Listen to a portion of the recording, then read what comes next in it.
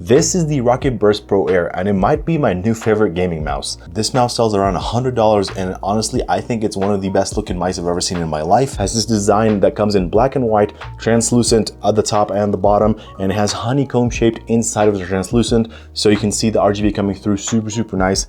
In my opinion, this is one of the best looking mice I've ever seen in my life. There's 3 different spots for RGB lighting. There's one on the bottom, one left click, and one right click, and all of them are controlled separately via the Swarm application. And the material and the quality that it's built from, it feels really clean, to be honest. Coming at 81 grams with all the features this mouse has to offer, it's really light in my opinion. Has all these RGBs built in, and really nice side button and a DPI button in the middle. A very nice scroll wheel with RGB built onto it as well, and the ability to connect 2 ways, which is the 2.4 gigahertz and a Bluetooth connection. So one of the really nice things I like about the shape of this mouse is the bottom of the mouse is a little bit wider, which fits my hand really good, because my hand is a little bit wider and I do not feel like my hand has to be cramped like this.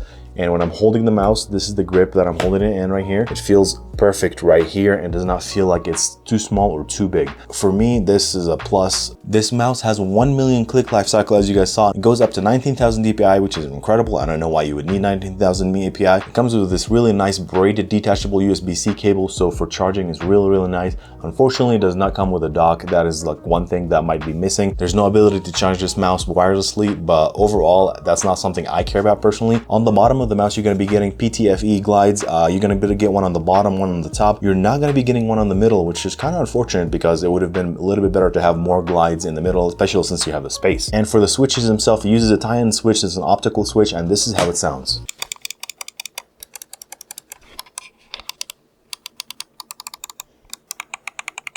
I mean, in my opinion, this sounds super crisp. Other than that, these are all the things that this mouse has to offer.